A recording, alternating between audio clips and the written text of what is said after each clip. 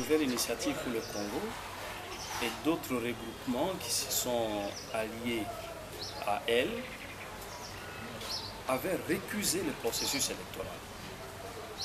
Récuser le processus électoral pour la simple et bonne raison que l'analyse que nous avons pu faire en ce moment-là de données du terrain démontrait que la CENI aujourd'hui, compte tenu de sa dépendance par rapport au pouvoir du président Joseph Kabila, il lui était totalement impossible d'organiser de bonnes élections. Voilà pourquoi nous avons récusé ces élections-là. Et d'ailleurs,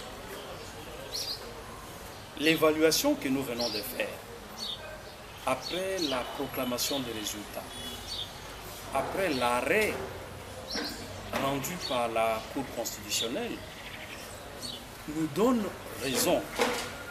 Nous donne raison. D'abord, d'après la CENI, il n'y a que 18 millions qui sont allés voter ces jours-là, sur les 40 millions qui étaient enrôlés. Donc ça veut dire moins de la moitié. Et d'ailleurs, d'autres sources disent même qu'il y aurait entre 13 et 14 millions, et pas 18 millions. Mais nous avons préféré nous en tenir aux chiffres communiqués par la CENI. En second lieu, nous avons constaté qu'il y a des immigrants, des étrangers, qui sont entrés clandestinement dans notre pays, qui ont été enrôlés et qui ont voté illégalement le 30 décembre dans les provinces de l'Ituri, du Nord et du Sud Kivu. Nous avons également remarqué qu'il y a eu de pertes en vie humaine.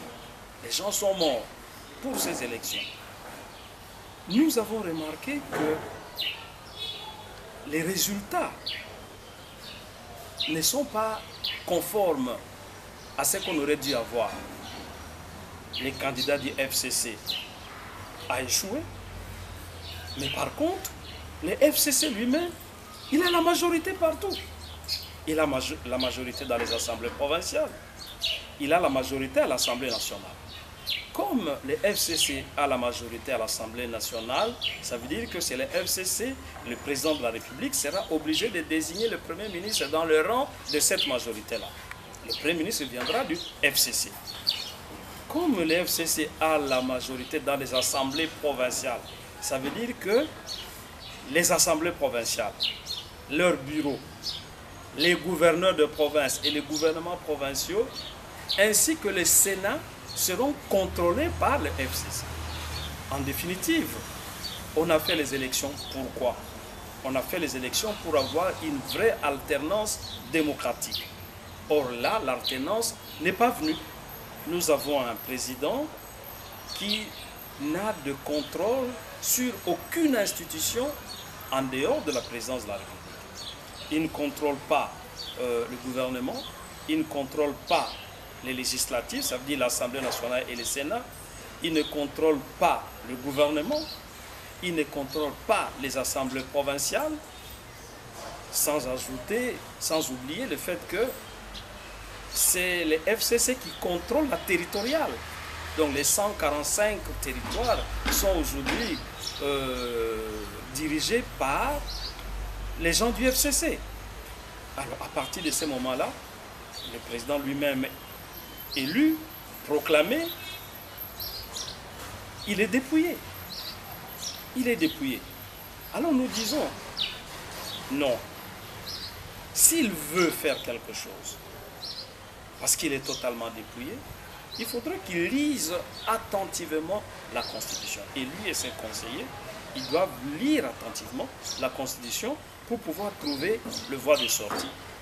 De toute façon, si nous voulons que demain on ait une véritable alternance, si nous voulons refonder notre pays, refonder notre État, il faudrait que nous tous Congolais, ceux de l'intérieur comme ceux de l'extérieur, nous devons nous mettre ensemble. Nous devons éviter des querelles intestines entre nous. Nous devons éviter de nous entretuer. Ce que nous devons faire, c'est d'être vigilants c'est de poursuivre la lutte. Parce que la lutte, elle est longue. La lutte, elle est longue. Nous devons poursuivre cette lutte pour construire un vrai état de droit, un état uni, un état démocratique, un état souverain et surtout dans ces frontières du 30 juin 1960. Parce qu'il faut conjurer toutes les manœuvres de ceux de l'intérieur comme de l'extérieur de notre pays qui veulent balkaniser notre pays. Voilà un peu l'essence de la recommandation que nous faisons au peuple congolais. Merci beaucoup, professeur. Je vous remercie également.